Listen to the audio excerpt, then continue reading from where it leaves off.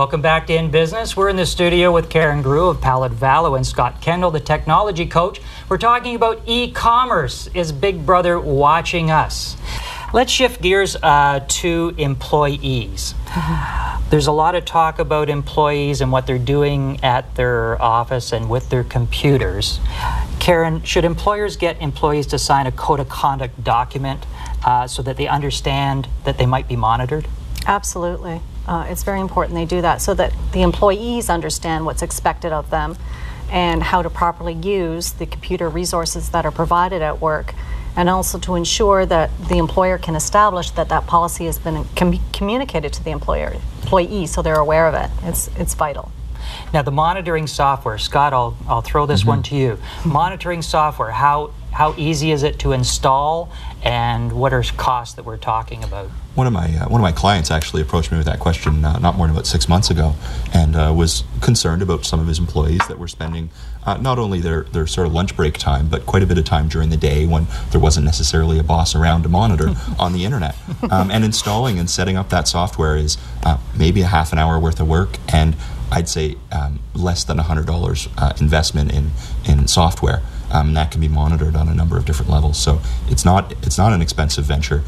It's not one that is difficult to implement. However, it's very important that employees know that is taking place, or that it could potentially be taking place through their documents they sign when they become employees. Sometimes that's all that anybody needs is the appearance that it may be monitored at some point in time. Now, employees sometimes will get a little anxious because if you put blocking of certain websites and things like that, they get a little antsy because they say, well, we need that for business. Yeah. And I guess that's a decision that the company needs to make. Yeah. Right, absolutely. Another one back in your court, Karen.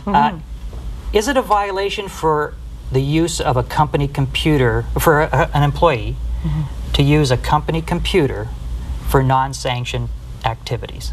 Yes, absolutely. And that's why it's important to communicate that to employees and the policy, the computer use policy. But employees can be terminated for improper use of computer resources.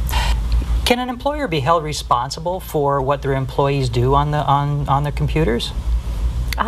Yes, if that employee doesn't take steps to control misuse in the manner of which you speak. So if the employer fails to control the fact that numerous employees are engaging in activities like sending rude jokes around and aren't controlling that type of activity, the employer can be held accountable for that. Sure. And we're going to pick that up on the other side of the break. Excuse me.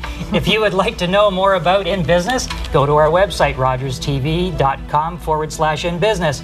We'll be back in the studio in 1 minute 30 seconds with our guests, Karen Groulx and Scott Kendall. Stay tuned. There's more In Business right after the break.